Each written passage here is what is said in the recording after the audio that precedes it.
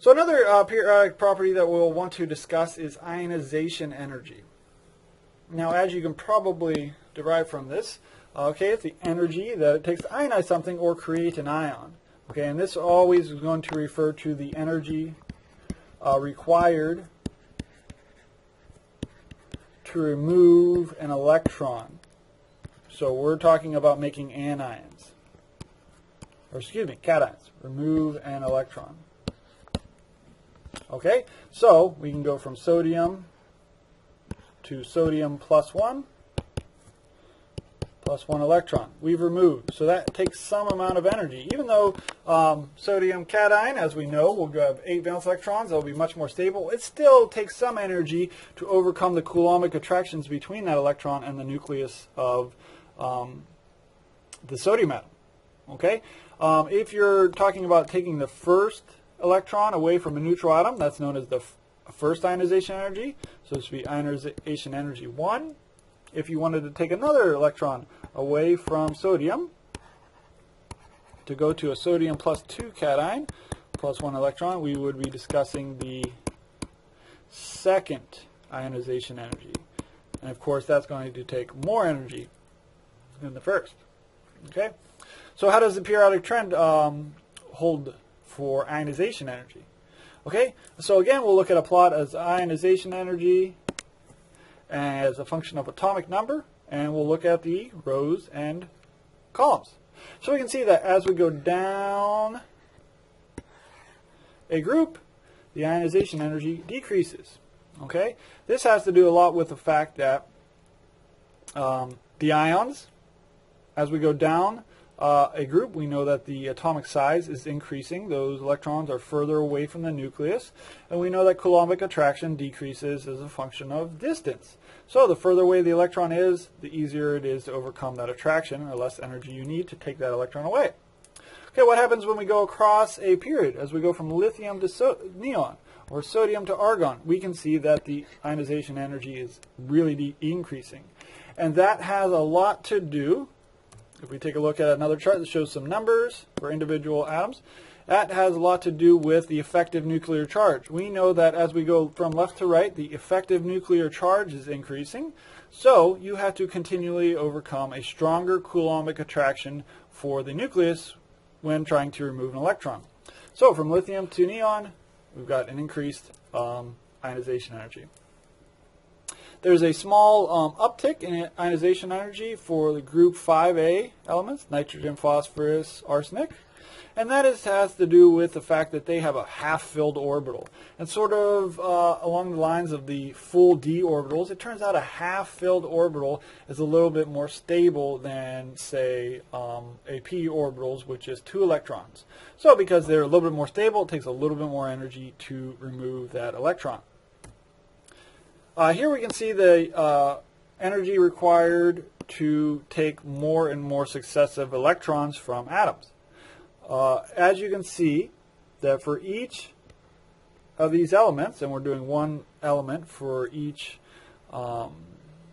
family, or each group, you can see that there's a huge jump when you go from taking valence electrons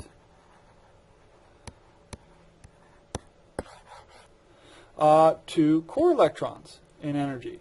So, taking that first electron away from sodium only takes 496 kilojoules per mole.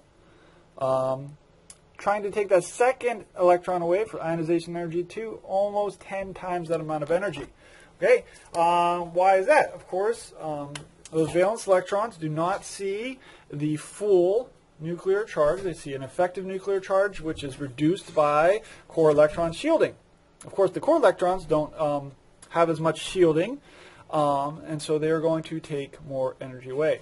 You can also think about this in the fact that stability. A sodium plus 1 cation is very stable. A magnesium plus 2 cation is very stable because of the octet rule. Now, if you're going to make a sodium plus 2 or magnesium plus 3 ion, you're going to diminish their octet rule, making a much less stable species. Okay, electron affinity is the next periodic trend we're going to talk about. And this is the energy associated with gaining an electron. Okay, so sort of the opposite of ionization energy. What's the energy change going to be like if I gain an electron? Okay, so we have to think about this, the value. So if I gain an electron, so say I am fluorine plus 1 electron to go to fluorine minus. Okay, the change in energy will be the energy associated with my initial state subtracted from the energy of my final state. So energy final minus energy initial. Okay, we know that this fluoride ion is going to be very, very stable, lower energy. Okay, the fluorine atom is not as stable, so it's going to be higher energy. So we're going to subtract a smaller number, or subtract a larger number from a smaller number. So this is going to turn out to be less than 0 or negative values. So it turns out that electron affinities, as we'll see next, are the higher the negative, the greater the negative value, the higher the electron affinity is. And that's sort of how you have to read these, this data. So of course our halogens right here with one valence electron away from the octet rule, they have a large change, a large negative change in energy, becoming much more stable when they gain an electron. Okay, the noble gases have a positive electron affinity. Gaining an electron will actually increase their energy, making them less stable. Okay, so as you can see, that the electrons that would like to gain electrons are primarily negative. Again, nitrogen slightly positive because these are of course associated with gaining 1 electron, and again because these have a half-filled orbital, they're slightly more stable, so gaining just 1 electron actually reduces their stability, increases their energy a little bit. And again, over here, the alkaline earth metals have positive or very, very small negative values. It turns out that the group 1 metals have a slightly negative value only because that gaining electron would put them into a full s orbital, which is slightly more stable. One more periodic trend that we're going to talk about is electronegativity, and this would be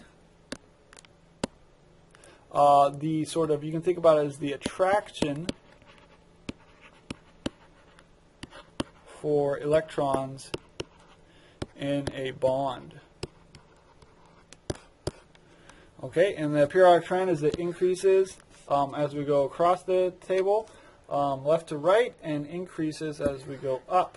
Okay, so the most electronegative atom in the periodic table is fluorine. Okay, of course the noble gases are not pictured.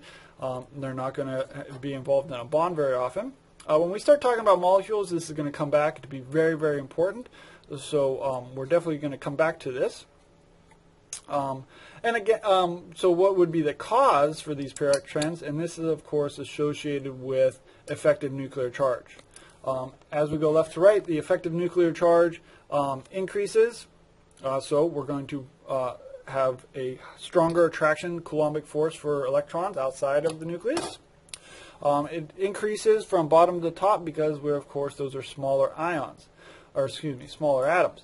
So the smaller atoms are closer in distance to electrons in a bond, and of course, Coulombic attraction increases as distance decreases.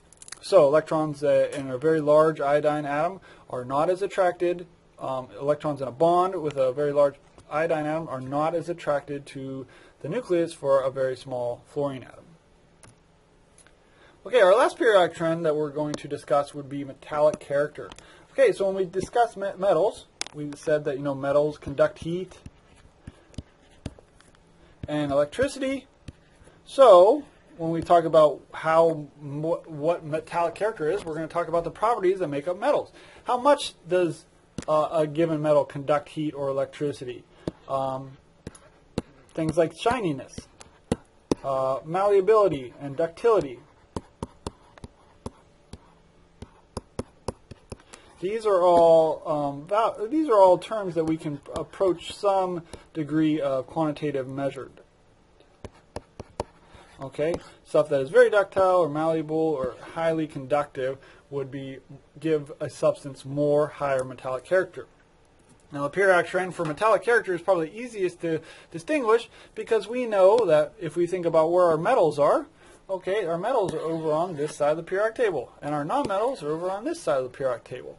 And then for columns that have both metals and nonmetals, where are the nonmetals? Well, the nonmetals are in the top part of the periodic table, and the metals are in the bottom part of the column. Okay, so metallic character increases as we go top to bottom. Just from nitrogen, nonmetal, bismuth is a metal. So again, increases top to bottom, and it increases right to left or decreases left to right.